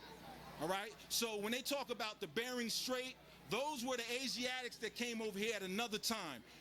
The actual migration that our people took to come here from places like the Middle East, Kemet, Africa, East Africa, came through what we call Europe, Greenland, England, things of that nature. Now, anybody who wants to question this information, all you have to do is look up a group called the Micmac. The Micmac are located in Canada on down to what we call Maine, right? The Micmac have a hieroglyphic script. And within that hieroglyphic script, they also have the Lord's Prayer. So we're dealing with Christians, right? The early Christians, who are not the Christians that we sit up here and fight with. The early Christians were people from the land that we call Kemet. They're called the Coptics. Greek is not a language. Greeks speak Coptic, right? So when we say they spoke Greek, people don't know what they're talking about and they're misleading you. There's no such thing as Greek. These people were Coptics, right? These people were Africans who migrated into a different area. It's packed right now. You can't set up something with all these people here. You got to find a little bit of space for yourself so you can have your own space so you can thrive as a nation. So that's what nations was doing. So we have ancient nations that have ancient treaties, right? Those treaties were interrupted in what you call the Inquisition. The Inquisition started in a place called Denmark, right? Amongst white tribes. Why? Because those white tribes had treaties with the other tribes all over the planet. And these people are the people that you would eventually become known as Moors, because Moor means navigator. It don't got nothing to do with complexion. The reason why terms like tawny Moor were introduced is because the European associated all Moors with being dark, because the original people that he met navigating were dark. So the same way we associate hockey players with being white is the same way they associated Moors with being black, right? But as we taught the amalgamated Moors and people like that how to navigate, now you have something called tawny Moor to differentiate, because that means light-skinned navigator. See what I'm saying? Because they had to differentiate, because now this knowledge was being taught to different nations, right? So you got a lot of people talking about we not Moors, we not this. Moor is not a nationality. It's a general title for indigenous people who come from navigating nations, all right? Now, It's a general title just like black. just like black. Because when you say black, you don't know what nation you're talking about, right? Somebody asked me my nationality, I'm Lenny Lenape. That means the real people. We got a language, you got a river, we got everything. I'll take you to my burial grounds, everywhere. You're standing in my territory right now, right? If we went to Africa right now, everybody would bow down and kiss the ground and respect every deity in Kemet, in Africa, wherever you may be. But our people run around here and don't respect any of the indigenous histories, deities, or nothing, and they wonder why we're in such a bad position, right? You disrespecting your mothers, you disrespecting your fathers, your uncles, put it this way, when we start dealing with genetics, right, you got 4 grandparents.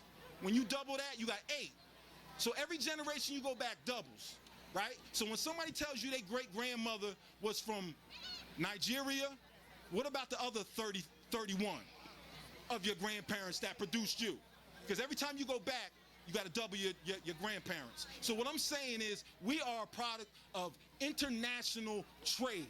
We are a product of many nations coming together, dealing with trade. When you deal with trade, you also trade genetics. That's a very heavy part of trade, because you have to renew your genetics. If you keep intermixing amongst yourself, we know what that produces, right? So you trade genetics with different people around the planet as well as goods. So this is why we appear the way we appear here in the Americas, because the Americas was the first melting pot. The first cooking pot was a turtle shell. Turn it upside down. This is Turtle Island. Gumbo, Louisiana. You understand? That's the culture of America, and that's the culture that drives the world. It's the combination of all cultures. Even in Kemet, Kemet would not have been a great civilization if it was just one group of people, because no new ideas can be brought in, nothing can happen. It'll just be a stagnant culture. You got many, and if people want to deny that, we can just talk about multiple symbols for the same deity, Of course. which shows that you're dealing with different people from different areas, but dealing with the same concept. And the same thing can be said over here. You know what I mean? You run around looking for Ma'at, go to a powwow, you'll see Ma'at walking around. She's not gonna be on the wall, living, breathing. You understand? My Ma'at is my clan mothers. You understand? Because if my clan mothers, my elders tell me no, it's a wrap. Because I want to maintain my respect within my family, within my tribe. You understand? So the slave trade never happened? Who said that? I told you the slave trade started with Native Americans being brought to England. That's what I said. I never said that.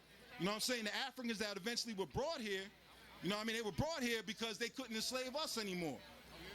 You understand? Why? Because you can't enslave a man in his own home. You know what I mean? And I'm telling you right now, all these inventions, they give credit to African Americans. Ain't no African gonna come to the Americas and tell you when to plant your stuff. It's a science you gotta study. It ain't the same over there as it is here. You gotta know the land, right? So all these achievements that we ascribe to African Americans, these achievements by Native Americans who had to take on the identity of being African American because they was hanging us. But you think they was hanging people because they was Africans. Africans just want to go home. Nigga from here want to take his shit over. That's a threat. You understand? So all these niggas you seen getting hung in the South, it ain't what you think. They hanging these people because they knew the routes. You understand? They hanging these people because they all had the potential to be Harriet Tubman. Because they all could lead these people in a path to get them away from these Europeans. You know what I'm saying? I can name countless tribes that relocated up into mountains because they didn't want to deal with these Europeans. You know what I'm saying? And those same tribes are still here, but we we call Negro, we call color, we call all these different things. And when we try and bring this information to a lot of our people who are black and proud, and I understand that. I understand what's, the process that made us proud to be black, everything we came through. But the point of the matter is you all come from tribes. I don't care if you know your tribe or not, you descend from a tribe. And tribes are the only one that have legal jurisdiction over lands. See, the problem is our people don't rise above corporate law. Corporate law is the glass ceiling that you cannot rise above. When you rise above corporate law and understand with international law, which is based on treaty, right? When the police come through here and they snatch us all up, they're going to snatch me with you. But when the remedy comes, my remedy is going to be much different. Because they know who I am and they know they don't have jurisdiction over me via any of this false paperwork. You understand? So my thing is this, we looking for people, we looking for a way out, but all the people who are trying to provide a way out don't have jurisdiction over this land. We need to deal with the people who have the actual jurisdiction of this land, and we need to empower them. The same way the gays were able to create a platform for themselves politically and things of that nature, we have to come together as a people. We have to rally behind the people who actually have the authority, or what's going to happen is the same thing that happened in Haiti. Now, for a lot of people to understand what happened in Haiti, when Haiti overthrew the French, all they did was step into the powers of position that the French held. They didn't go back to their indigenous culture or their indigenous way of life.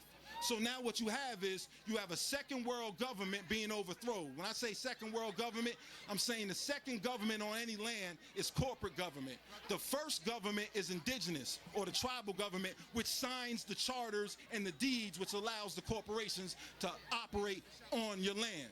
That's called the second world. The third world is somebody who's left out of the first and second world, meaning you're not a tribal government and you're not a corporate government. So when Haiti overthrew the corporate government that was instilled by France, and they didn't reinstate their indigenous government dealing with their clan mothers and their tribes and things of that nature, they fell into what you call a third world country. Now, these third world countries don't have any allies because they're not aligned with the indigenous tribes, and they're not aligned with the corporations because they just overthrew one. So now what happens, you have Haiti in the situation that it's in now. Also, you have a situation like that with the Lakota out on the reservations. They third world countries because they signed away their indigenous rights, they agreed to go on reservations, and now that they don't have no remedy, right, nobody is responsible for them, they've fallen into a situation of poverty, you know what I mean, and it's worse than any project in any hood you ever been to. And just one more thing I want to say. When we talk about reservations, you go to a reservation, you see poverty, you see churches, and you see liquor stores. When you go to any hood, you see poverty, you see churches, and you see liquor stores. So what make you think you're not on a reservation? Yeah, that's what's really going on here. And all these other people posturing, trying to push their religion. I ain't never said one word about my people's religion, because I don't have to, because that's personal, right? When I talk about my history, I'm not going to talk about the history of my religion. I'm talk about the history of my people and us having jurisdiction over these Europeans here, right? So ain't no foreign religion going to save you in our situations. That's personal. Keep it to yourself. What we have to deal with is who has the real power and jurisdiction, and it's not Kemet, right? It's not Nubia. It's none of these places here. The people who have jurisdiction are the tribes, and we need to deal with the tribes, whether you know your tribe or not. That's who you need to empower. The same way old people empower other old people, and they control their votes, the same way homosexuals control their votes, we need to control our stuff dealing with the fact that we're indigenous people. But we also have to understand that just because you are melanated, don't think you're not a colonizer. Because if you here from another land and you pushing another culture here, you colonizing. Now, when you come here and you respect the cultures that was here and you assist them, they'll assist you. And I'm telling you now, it's groups that have been at the UN for the past 2 weeks that I'm sure none of you know about. And they look just like me and you. And a lot of y'all would call them crazy because you say they trying to be something they not. But they sitting in the UN banging on the beast for real. You understand? And that's who we need to start dealing with. We need to start dealing with real movements that have real power and jurisdiction. I understand the street movements, we feel good about ourselves, we feel like we're doing something, but when we start dealing with real politics and really taking control of our cultures and our futures, we have to deal with the people who have jurisdiction over the land. We have to get behind them. So all I'm saying is the same way we come to these rallies, these events, this is just what a powwow look like. Same thing. We need to start dealing with them. We need to start dealing with those nations because they are represented as nations. And when the European came here, there was no such thing as an RBG nation. There's no treaties for the RBG, right? There's no treaty for Muslims. There's no treaty for none of these people, right? But there's treaties for the original tribes that was here. And every one of y'all got a piece of that in you. Whether your father was from Africa and your mother was from the Americas, you're still entitled to your mother's inheritance, right? So this is what we have to start dealing with. This is why they passed the one-drop rule. They passed the one-drop rule because you had our brothers and sisters who were so amalgamated and light-skinned, they could pass themselves off for white. But when they go home to their black mothers. And they feared that, you understand? So they had to create racial categories, and they had to stunt your development based on that racial category. So as long as we keep feeding into these racial categories, right, we playing their game. People need to find out their nationality, and no disrespect to the Moors, but Moorish Americans not a nationality. You know what I'm saying? And I love the Moors. I love how they build. I love the information they bring to the forefront. But let's deal with it. And I've dealt with Moors who admit to that. But let's just deal with it. Nationality, you're going to deal with a language, a location, more than likely a river, right? My people are called the Lenape. Okay. One last question. I'm sorry, BAM is closing. I want to get this in before we leave. Saying what you said about the Moors and that not being a nationality, how do you feel about Noble Drew Ali and what he brought to this country? Noble Drew Ali did what he was supposed to do. He woke people up. Because see, when you study Noble Drew Ali, he'll tell you he was part Cherokee. So him establishing his jurisdiction through his Cherokee roots is all you have to do. Another thing people don't realize, where did Noble Drew Ali establish the first Moorish Science Temple? Nah. First Moorish Science Temple was located in Newark, New Jersey, right? My tribal headquarters was in East Orange. Anybody that's familiar with Newark and East Orange know it's the same place. So you think that Noble Drew Ali was establishing a headquarters for a nation down the street from a tribal headquarters and didn't have some interaction with those people? You understand? It's protocol and things of this nature. So Noble Drew Ali do what he was supposed to do, because like I said before, when people fall out of their identities, they take on a general term, just like we call ourselves black. So when people fell out of their nationalities because they was being outlawed and you couldn't be that or else your family be separated, you understand? If you had a light-skinned child and a brown-skinned child, they would separate the children, right? So to avoid all that, you say, well, I'm not Cherokee, I'm not Choctaw, I'm not Lenape, I'm Negro. Because now you can stay in your territory, you can stay where you own land, where you owned your farms, but you are no longer a threat because the Indians, right, so-called Indians, had jurisdiction. Did you know 100 years ago, if you were sick, you can go find an Indian, go to a doctor, and the doctor got to treat you free of charge if the Indian bring you in there? Yeah. Because he's indigenous to the land, and these people are foreign occupiers, right? So when you have a large group of indigenous people that can't be taxed, that's another thing. Indian mean, fuck all that other shit. Indian means you can't get taxed by the European. Gotcha. So if you niggas want to run around here and be something you not, fine. Indian means you can't be taxed. That's why they had to take you out of that status, so they could tax you. Because they got 1,000 people coming into their stores, and they can't tax none of them. They can't make money, right? So they got to remove you from who you are so they can raise them prices on you. It's all economics. And you can check me out on, right now you can see me at Norris Francis Branham on Turtle Gang. Just type in Turtle Gang. All my stuff will come up. Check me out at Boom Bap Nation. We doing big things with this hip hop movement, man. You know, and I'm always out here. I'm always in the background. I'm always lurking. I just, you know, I'm more reserved than a lot of these other people, but I got some information for you, you know what I mean? And I can show and prove for all of this. You understand? Everything. Peace, family. This brother Rich from UGR, urging all my viewers and subscribers to help support the channel by donating just $1 to the UGR PayPal account. We appreciate the viewership and support, and we understand the power of $1. If you benefit in any way, shape, or form, we ask that you donate $1, whether it be monthly, bi-monthly, quarterly, or yearly, so that we can build our brand to compete with the NBCs, the MTVs, and the Foxes of the world. I figure since Kanye can ask Mark Zuckerberg for $1 billion, I can ask my subscribers to donate $1 so I can make the best possible content possible. The main objective of this channel is to inspire you to become the greatest version of yourself. So hopefully throughout the years of you watching this program, you have been inspired to become the greatest version of yourself. If you would like to donate, you could go to www.paypal.com and send a donation to richandmerit7@yahoo.com. Thank you and enjoy the rest of your program. Ain't really rapping, it's the universe. Imagine all the planets and the stars moving through a verse. To help you remember the purpose you rehearsed before your mama chose and let your papa hit that uterus. I mean, you to get these green check deliveries. Real hustlers move in silence, respect the energy before you hit my front door. Tell me what you want, ho.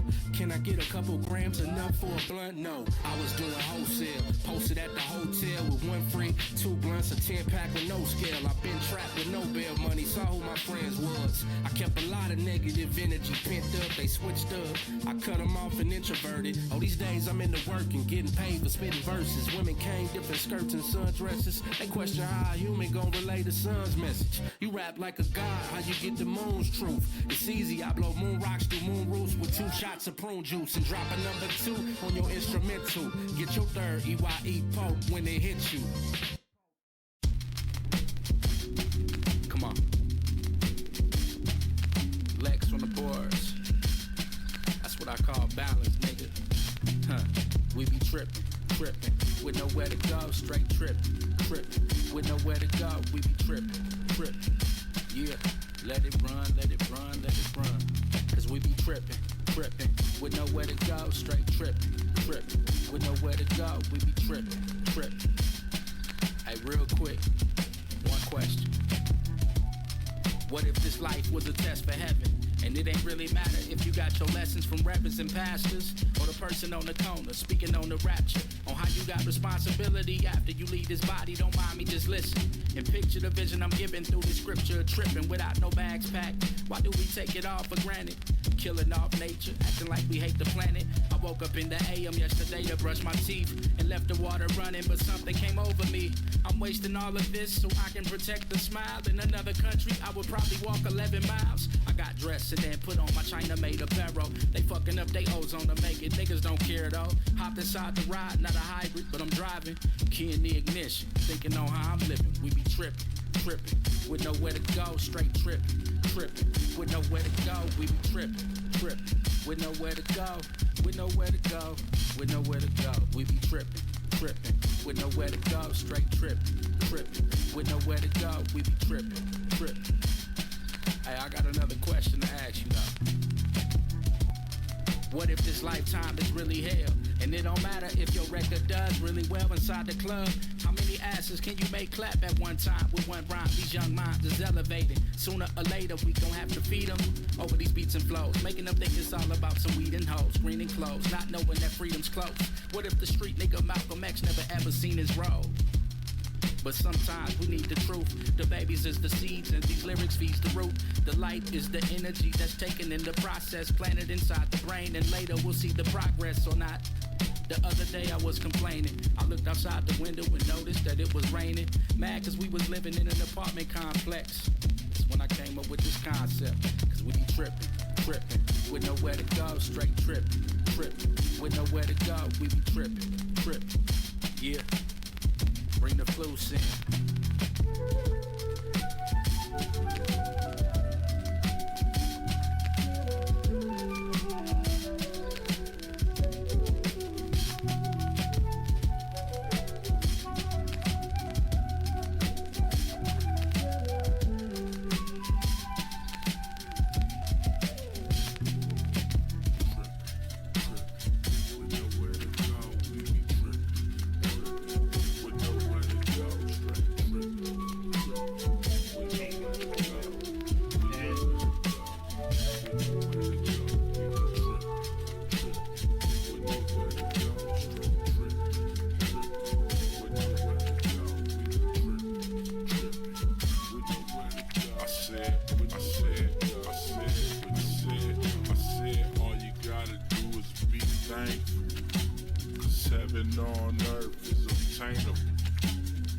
all you gotta do is be thankful. Cause heaven on earth is obtainable. Really more informal. I mean, it's not going to be, you know, anything formal because I mean we're all roughly, you know, and, hey you. Okay, brother. All right, guy. ID guy. They kill me with that. Yeah. Go ahead, Mom. Oh, it's on? Mm-hmm. Oh, okay. Greetings. All right. Good evening. Greetings. We're coming to you live from Urus, or Buffalo, New York, and from the Moorish American Society of Comprehensive Science, also known as the Moorish Society of Altmaurium, of the Talismanic Kingdom of Altmaurium. Let's see. Again, as I said, we talked about a lot of things yesterday about the United States. I know that's one of the areas of interest that our sister Bert Lockett has concerning the beginnings of the United States Corporation in and throughout the continental United States, i.e. the Americas. And but in order to comprehend the myriad of actual events in and throughout the Americas and the Moorish Empire on a whole, or to have an accurate anecdotal account, we must look and explore the events of the planetary and galactical conditions involving Mars, Earth, and the days of Atlantis. Now, of course, a lot of people will ask, well, what does that have to do with the United States? It has a lot to do with it. When we look at the events and things which occurred in Atlantis some 16,000, 20,000 years ago, and even 1,000,000 years ago, we can better comprehend and have an overall comprehension of exactly what occurred, or shall I say the cause and effect of ultimately what happened in the continental United States. So, we then consider early Atlantis, Kemet, axis, consciousness grid changes, Ascaic logometers, which is another way of saying Akashic records, lifelines of those Akashic records, Moorish talismanic thaumaturgy. Thaumaturgy is basically another term that's used for magic or ancient magic. We're also going to look at the science of ancestral incantations involving thaumaturgy, utilizing specific tones and language or languages of light. We're going to look at genealogy as well as true geography. Now I know that is a lot, but as I said, all of these things relate directly and indirectly to the history and the origins of the United States Corporation and why it was formed, etc. But as I said, going back to the time of Atlantis, when we look at about 20,000 years ago, there was a process that occurred that involved the Moors of Atlantis at that time. You also had Moors on Mars, and you also had Moors who were living underground at that time. These were masters, ascended masters from the sixth dimension, and I'll talk more about them in a minute. But the Moors that were actually living on Atlantis at that time, unfortunately, were involved in some experiments similar to that of the Philadelphia experiment in the 40s involving time travel. And unfortunately, they lost control of this experiment. And when things got out of control, ultimately it caused the cataclysmic event or destruction of Atlantis, the 10 islands of Atlantis. And in addition to which, it ripped a series of holes through a number of dimensions. And ultimately, that's what caused the problems that occurred in and throughout the Moorish Empire from that time up until the present. So as to questions about the decline of the Moorish Empire, you then again have to go back to these events, these experiments that they were conducting in Atlantis. And so when the time or the time machine experiment got out of control, as I said, it ripped holes in the dimension, and so consequently it also caused an axis or planetary axis shift. And when the planetary axis shift occurred, it literally affected everything on the planet, including human memory or human memory retention, because human memory is largely dependent on magnetic fields. And the magnetic field of the Earth literally collapsed and was affected because of the planetary axis shift, and as I said, also because of this particular experiment that they were conducting. And so after this occurred, or after this time, you had many of the ascended masters from the sixth dimension who came back to Earth to assist the Moors that dispersed over various parts of the planet, of the globe, in Kemet, in the Americas, and many other places, Peru, etc. And so in order to assist the Moors, what they did was that they started a process known as stair-step evolution, because the Moors at that time from Atlantis had literally gone back into a state of barbarism, or so-called barbarism. And they had lost a lot of the information, the sciences, etc., that they had once learned or mastered in Atlantis. And so through a series of instructions, these ascended masters in what was known as the Tat Brotherhood, they would, through the stair-step evolutionary process, they would instruct these Moors in different areas of sciences in hopes that they would regain or recall much of what was lost.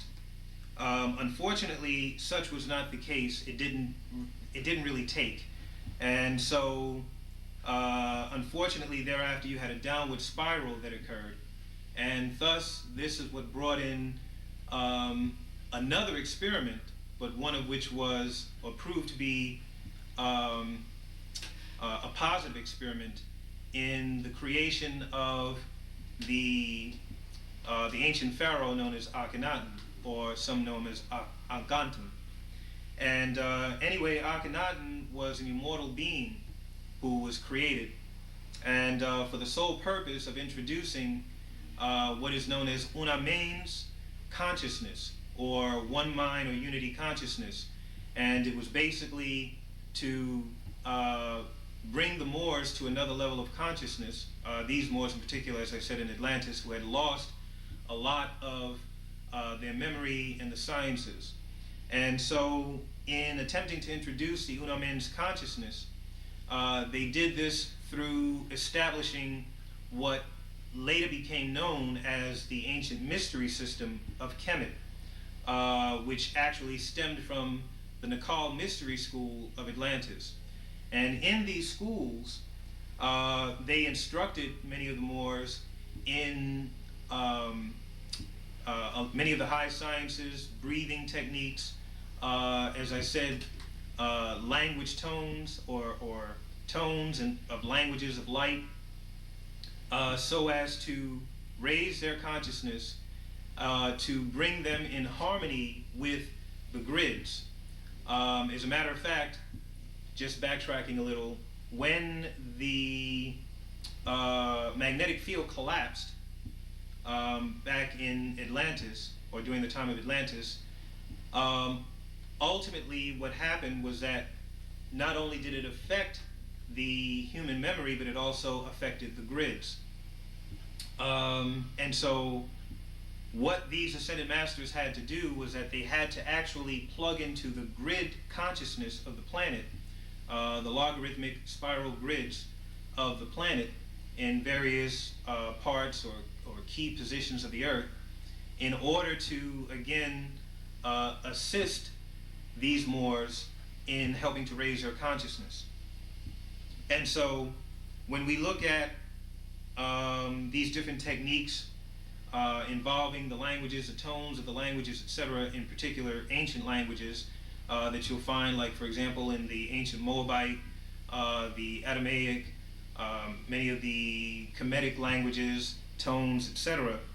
The one thing which I find to be very interesting that most people don't touch on, even for those that deal with etymology, is that when you're talking about these particular ancient languages and these tones that help to respatialize the organism so as to raise the harmonic level of the body and consciousness on a whole, is that these languages are actually alkaline-based languages. Now I know we think of, alkaline in terms of, foods, different types of foods we eat, etc. But these particular languages were alkaline-based as opposed to the acidic dialects and languages that we use today. As for example, not so much the English language. So don't get me wrong, there's nothing wrong with the English language per se, because it was actually one of many languages that was created by the Moors. It's just that the modern Albion, so-called English, European dialect that we've adopted is the problem. And this particular dialect is acidic and also electrical, as opposed to the alkaline-based languages of which I'm talking about, which are also highly magnetic. And so, again, when we look at these particular languages that I mentioned, they actually feed the melanin in addition to raising the consciousness, and they're high resonating. They're also carbon and silicon based, which are two of the most unique elements on the periodic table of elements. And so the carbon and silicon based languages that again feed the melanin, I should also include in that list Moorish Latin or ancient Moorish Latin. Now, all of these ancient tonal patterns